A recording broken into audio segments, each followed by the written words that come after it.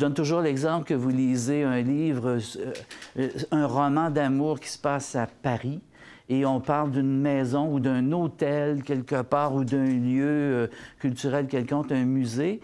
Dans le livre numérique, un jour, on cliquera dessus, on arrivera dans le lieu. On ira visiter le lieu, on reviendra au livre après. Le livre numérique, c'est un peu comme un livre papier. C'est-à-dire que nous, on achète une copie papier. Cette copie-là se promène un peu partout dans la bibliothèque. Là, on achète une copie, un fichier, dans le fond, un fichier numérique. Il est là, il est unique. On ne peut pas le prêter 140 fois en même temps. Avant, on devait acheter un livre, on devait le préparer, on doit le préparer, on devrait l'envoyer dans une bibliothèque. Il doit être disponible à cette bibliothèque-là. Nous, on a 59 bibliothèques, donc est-ce qu'il faut acheter 59 fois un livre, le livrer à tel endroit? C'est un petit peu plus complexe. Là, le livre numérique fait éclater tout ça.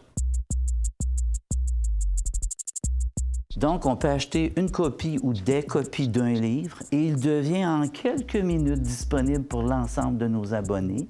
On peut être en vacances dans le Sud, on a lu tous nos livres, on n'en a plus.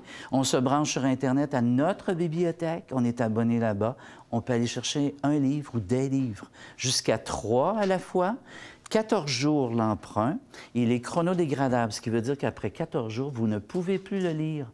Le fichier, vous l'avez, mais vous ne pouvez plus l'ouvrir. Le réseau Biblio, on dit on est aux deux. C'est-à-dire qu'on est au livre papier et on est au livre numérique. Ça n'empêche pas d'avoir nos bibliothèques. Les gens doivent être abonnés à leur bibliothèque, donc ils doivent revenir de temps en temps à la bibliothèque. Il y a des gens encore qui disent le livre, moi, je dois le sentir, je dois tourner les pages, j'ai un lien affectif avec mon livre. Et ça, je ne veux pas perdre ça. Bon, regardez, c'est correct.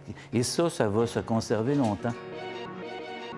On a dit longtemps qu'Internet allait faire éclater la télévision. On a dit avant que la télévision allait faire éclater la radio.